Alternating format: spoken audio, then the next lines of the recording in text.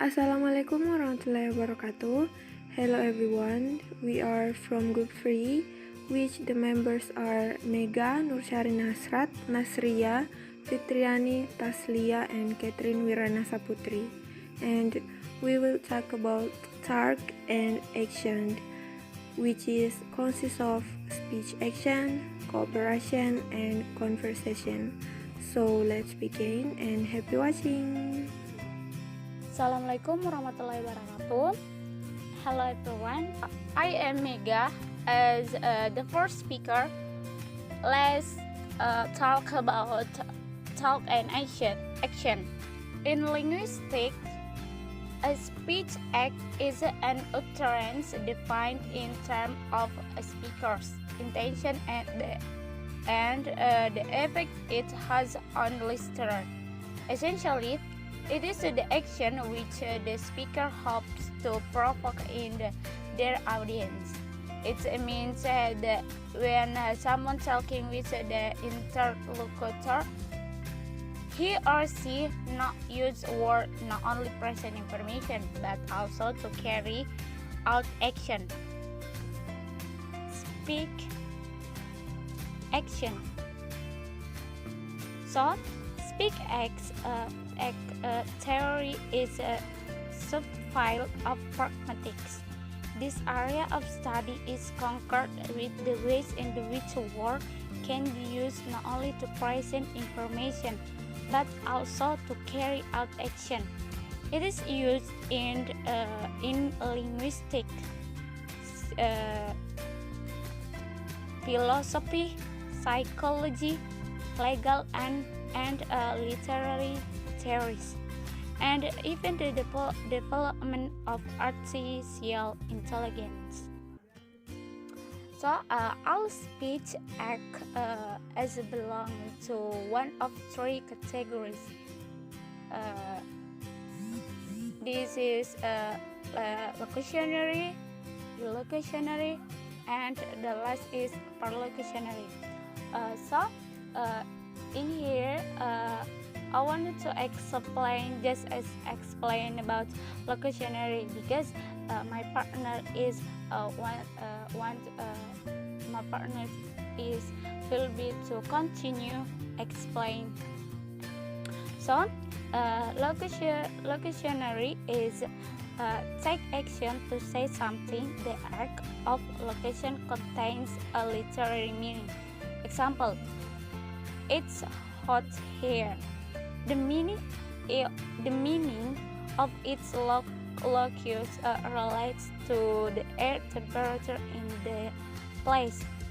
Example again: I am hungry refers to the empty stomach and need to be filled without intending to ask for food on someone. So, I think enough for me, and my partner is to be continue. Thank you. Assalamualaikum warahmatullahi wabarakatuh. First of all, thanks for the opportunity that given to me. My name is Nursyarin Hasrat. Here, I will continue the presentation from my friend about speech arts and three levels of component of utterance. It's about illusionary arch, and perlusionary arch. Well, because illusionary arch has been explained by my friend, so here I will discuss specially about illusionary arch and perlusionary arch, and then, and the last, families of speech arch. What is illusionary arch? Then, carry a directive for the audience. It might be a promise, another, an apology, or an expression of thanks, or merely an answer to a question to inform the other person in the conversation. These express a certain attitude and carry with their statement a certain illusionary force. Why? Now, perlusionary edge. On the other hand, bring about a consequence to the audience. They have an effect on the hearer in feeling, thought, or action. For example, changing someone's mind. Unlike illusionary art, illusionary art can project a sense of fear into audience. Take for instance the illusionary art of saying, "I will not be your friend." Here, the impending loss of friendship is an illusionary art, while the effect of frightening the friend into compliance is a illusionary art. Family of speech arts.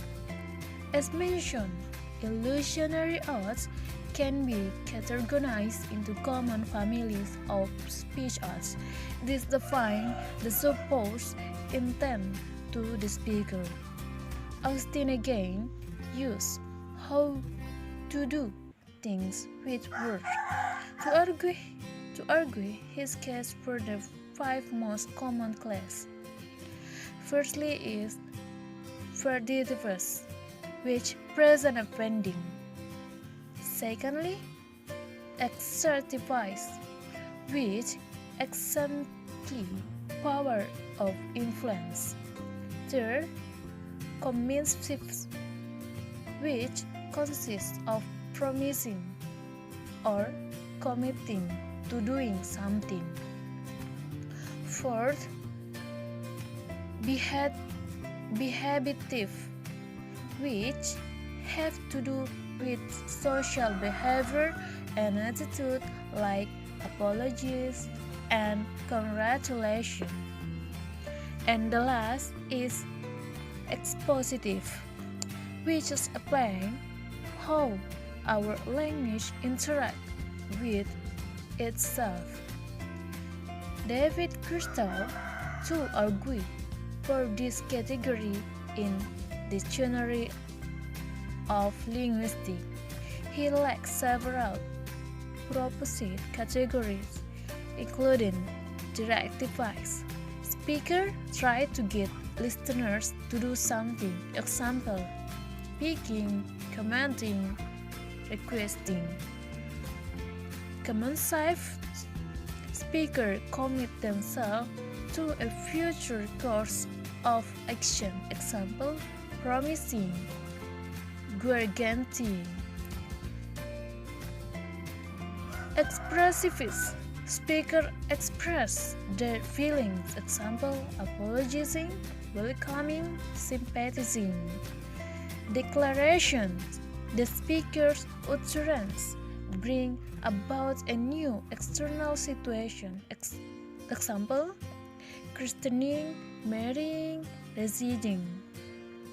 It's important to note that these are not the only categories of speech arts, and they are not perfect, not exclusive.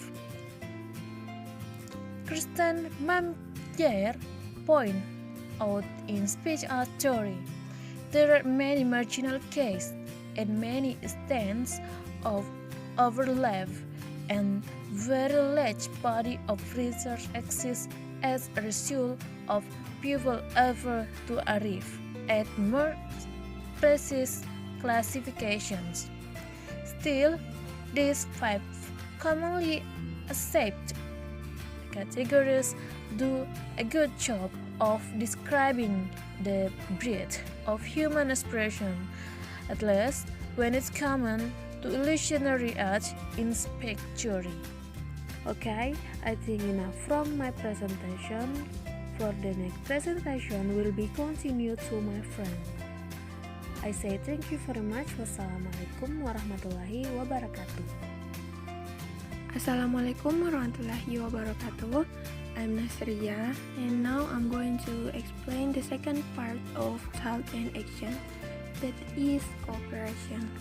Cooperation is about the existence of cooperation between the speaker and the listener in the conversation.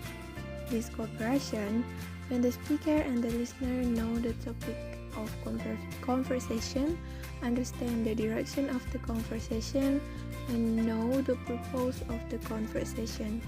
So it means the conversation become valuable and the participation of the speaker and the listener become important and needed in the conversation because they are the one who gives the information and gain the information. Jadi, cooperation atau kerjasama ini adalah tentang adanya kerjasama antara pembicara dan pendengar dalam suatu percakapan. Cooperation atau kerjasama ini terjadi ketika pembicara dan pendengar mengetahui topik pembicaraan, memahami arah pembicaraan, dan mengetahui tujuan dari pembicaraan tersebut. Jadi maksudnya, percakapan akan menjadi lebih berharga dan bermakna. Dan partisipasi pembicara dan pendengar menjadi sangat penting dan dibutuhkan dalam percakapan, karena merekalah yang memberikan informasi dan memperoleh informasi. There are 4 types in cooperation, such as Maxim of Quality, Maxim of Quantity, Maxim of Relevance, and Maxim of Manner. The first maxim is Maxim of Quality. It means every speaker must convey something true and based on clear evidence. Example: A. How many maxim of cooperation do Christ have? B. According to Christ's book I read, there are 4 maxim in the principle of cooperation. A. What is the maxim? B. Maxim of quantity, maxim of quality, maxim of relevance, and maxim of manner.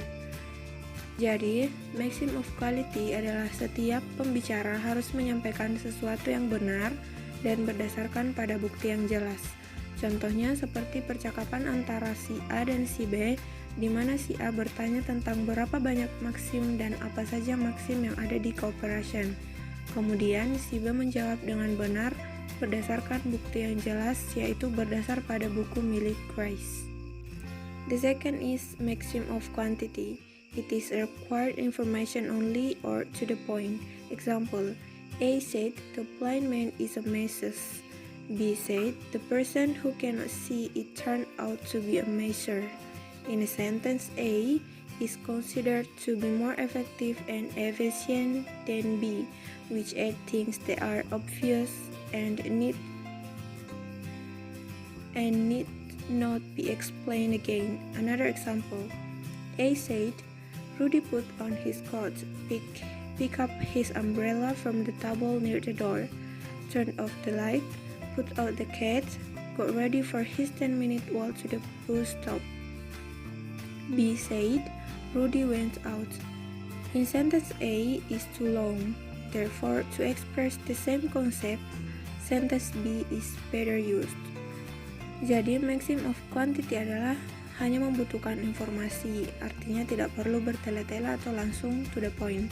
Contohnya, A mengatakan orang buta adalah seorang tukang pijat, sedangkan B mengatakan orang yang tidak bisa melihatnya ternyata adalah seorang tukang pijat.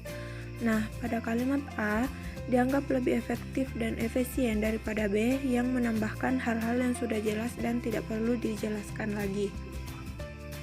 Contoh lain, A mengatakan Rudy memakai jaketnya, mengambil payungnya dari meja dekat pintu, mematikan lampu, mengeluarkan kucing, bersiap-siap untuk berjalan kaki selama 10 menit menuju halte. Dan B mengatakan Rudy keluar. Dalam kalimat A terlalu panjang, oleh karena itu untuk mengekspresikan konsep yang sama, sebaiknya gunakan kalimat B yang langsung to the point dan tidak bertele-tele. So I think enough for me. For the next maxim will be explained by my friend. So thank you. Assalamualaikum warahmatullahi wabarakatuh. My name is Fitriani. I will continue the explanation from my partner. After my partner explained about maxim of quality and maxim of quantity, I will explain about maxim of relevance and maxim of manner. The first, maxim of relevance. Maxim of relevance means the speaker makes a relevant contribution to the topic subject. Contribution to the topic subject. Nah, for example, ketika A dan B berada di sebuah rumah yang sama. Nah, tiba-tiba si A mengatakan, apakah ada seseorang di depan pintu? Si B langsung menjawab dari dalam kamar mandi. Saya sedang berada di kamar mandi. Dalam kalimat tersebut, ketika A memberitahu kepada B bahwa ada seseorang datang dan berharap B bisa membukakan pintu untuk tamu tersebut. Lalu si B mengatakan bahwa dia sedang berada di kamar mandi. Nah, otomatis jawaban si B sudah membuat A memahami kondisi B. Nah, lalu si A yang membukakan pintu. Inilah yang disebut dengan memberikan kontribusi yang relevan. Nah, si B memperjelas kepada si A bahwa dia sedang berada di kamar mandi, otomatis tidak bisa membukakan pintu untuk tamu tersebut. Nah, yang kedua adalah Maxim of Manner. Speak briefly, concisely, clearly, and avoid ambiguous words. Nah, Maxim of Manner ini berbicara dengan singkat, padat, jelas, serta menghindari kata-kata yang ambigu. Nah, contohnya seperti misalnya ada dua orang di bandara. Anggap saja si A dengan B. Si A bertanya kepada B, "Mbak, dari mana?" Nah, itu kan masih ambigu. Nah, si B menjawab, "Saya dari Jakarta, Mbak." Nah, si A masih belum puas atas jawaban tersebut karena lalu si A bertanya kembali kepada A, "Maaf Mbak, maksud saya Mbak asalnya dari mana?" Nah, si B menjawab, "Oh, saya dari Sukabumi Mbak aslinya." Karena pertanyaan pertama yang diucapkan oleh si A, "Mbak dari mana?" Nah, itu masih ambigu, dari mana apanya, dari asal atau penerbangannya dari mana. Nah, seperti itu. I think it's clear from me. Mohon dan lebihnya mohon dimaafkan. Assalamualaikum warahmatullahi wabarakatuh. Assalamualaikum warahmatullahi wabarakatuh. My name is Taslia and I want to explain about conversation. Conversation is a series of talking activities such as greetings, questions, congratulations, comments, invitation or request. What someone does to others to discuss something that is considered important or not even important. Can be done by two or more people in a group or meeting. There are 4 kinds of conversation. The first is talk about turn taking and pausing. Turn taking refers to the process by which the people in a conversation decide who will talk next. Turn taking mengacu pada proses di mana orang-orang dalam percakapan memutuskan siapa yang akan berbicara selanjutnya. Knowing when to take turns is essential for keeping the conversation going. Mengetahui kapan harus mengambil giliran sangat penting untuk menjaga percakapan tetap berjalan. Before pausing, the first speaker usually will give a signal. The turn-taking signal is a signal applied by the speaker in a conversation, which means that their turn will end. Sebelum jeda atau berhenti berbicara, pembicara pertama biasanya akan memberi sinyal. Sinyal turn-taking adalah sinyal yang diterapkan pembicara saat percakapan, yang berarti bahwa giliran mereka akan berakhir. For example, a sentence that ends with a question. Kalimat yang diakhiri dengan pertanyaan. Raise or lower your voice tone. Menaikkan atau menurunkan nada suara. And by pausing or not trying to speak again. Dengan menjeda atau tidak berbicara. Then let's move to the second point is talk about adjacency pairs. One of the most structured, defined through conversational analysis is adjacency pairs, which is a type of sequential speech of calls and responses uttered by two people. Here are a few examples.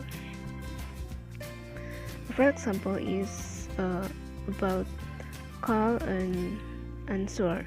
Pada bagian ini seseorang memanggil kemudian entah dia membutuhkan bantuan atau apa, kemudian dilanjutkan dengan jawaban dari orang yang mendengarnya. For example, can I get help here? I'll be right here. Then the second example is about rejection, penawaran dan penolakan, di mana seseorang akan menawarkan sesuatu dan lawan bicaranya itu menolak. For example, do you need someone to carry your package? No thanks. Jadi di sini jawabannya adalah no thanks, yaitu penolakan. Then the third example is talk about praise and acceptance, pujian dan penerimaan. Penerimaan ini maksudnya adalah dia setuju terhadap pujian tersebut dan dia menerima. For example, in conversation, yaitu you have a great tie. Thank you, it is a birthday present for my wife. I think that's all from me. Assalamualaikum warahmatullahi wabarakatuh. Assalamualaikum warahmatullahi wabarakatuh.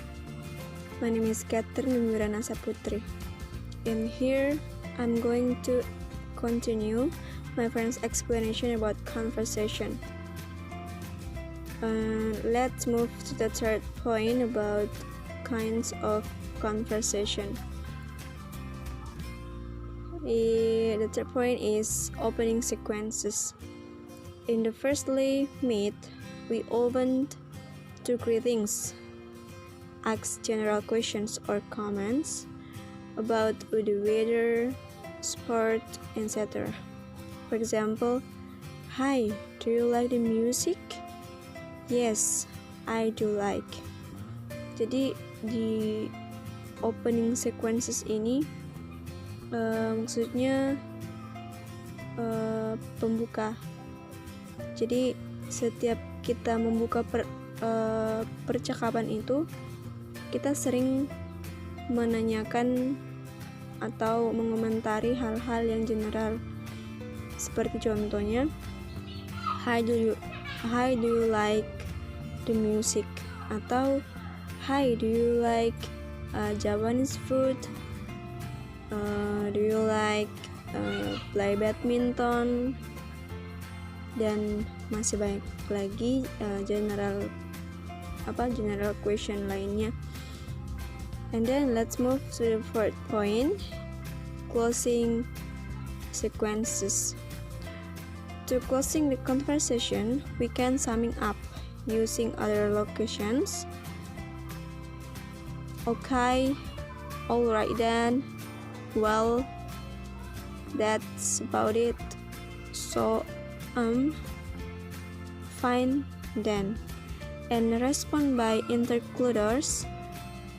Okay, goodbye, then. Okay, bye. Nice talking to you. See you soon. Thanks for calling or dropping by. Good to see you.